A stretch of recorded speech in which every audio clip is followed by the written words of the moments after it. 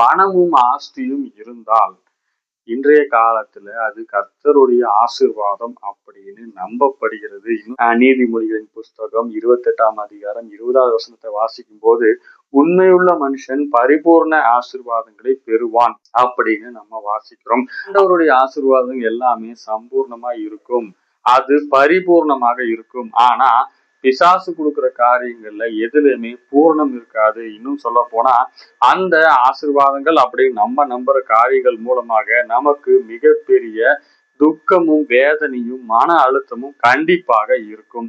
அப்படின்னா ஆண்டவர் ஆசீர்வதிக்கிறதுக்கும் பிசாசு ஆசீர்வதிக்கிறான்னு எப்படி சொல்றீங்க பிரதர்? இதுக்கான ஏதாவது வசன ஆதாரம் இருக்கா அப்படின்னு கேட்டா எளிமையா சொல்லலாம். இயேசு வனாந்திரத்துல 40 நாள் உபவாசத்திற்கு பிறகு அவருடைய சோதனையான கேள்விகள்ல ஒரு கேள்விதான், என்னை வணங்கு, இந்த நீ பார்க்கிற எல்லா காரியங்களையும் உனக்கு தருவேன் அப்படின்னு பிசாசு சொல்றான். இதே காரியத்தை நம்ம இயேசுவின் ஸ்தானத்துல நம்மளை வச்சு யோசிச்சு பாருங்க.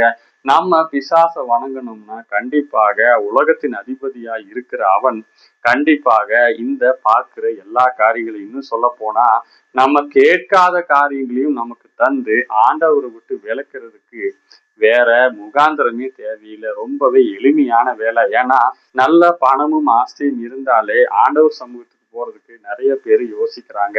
எனக்கு வேலை இருக்கு, இல்லைன்னா எனக்கு இந்த காரியம் இருக்கு, எனக்கு பிசினஸ் இருக்கு, அதனால இன்னைக்கு நான் தேவ சமூகத்துக்கு போக முடியாது. தேவ சமூகத்தை விட்டு விளக்குறதுக்கு ஆண்டவர் பணம் கொடுக்க மாட்டாரு. அப்ப பணம் ஆஸ்தியும் இந்த காரியங்கள் எல்லாம், இந்த உலகத்தின் எல்லா புகழும் புகழ்ச்சியும் இதெல்லாம் யாரு கொடுத்து தேவ சமூகத்துல இருந்து ஒரு காரியம் நம்மளை விளக்குது அப்படின்னு சொன்னாலே இம்மிடியட்டா அது பிசாசு தான் நமக்கு தருகுது அப்படின்னு சொல்லலாம். அதே நேரத்துல நம்ம ஆண்டவரை விட்டு அவனை வணங்கிக்கிட்டு இருக்கிறோம் அப்படின்னு சொல்லலாம். இதற்காக நம்ம பிரைவேட்டா போய் ஏதோ விக்கிரகங்களை வணங்கணும்னோ பூஜை பண்ணணும்னோ இல்லைன்னா அவங்களுக்காக நம்ம ஏதாவது செய்யணும்னு கிடையாது.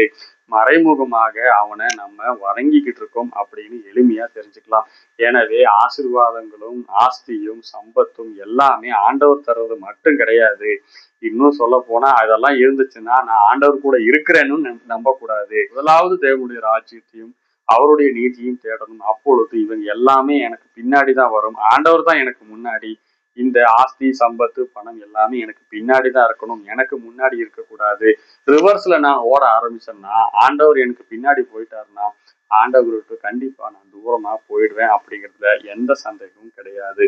எனவே ஆஸ்தியும் சம்பத்தும் ஐஸ்வர்யமும் எல்லாமே ஆண்டவர் தந்தால் மட்டுமே அதுல சமாதானம் இருக்கும். ஸோ நம்ம எதை நோக்கி ஓடுறோம்னு இன்னைக்கே யோசிப்போம்.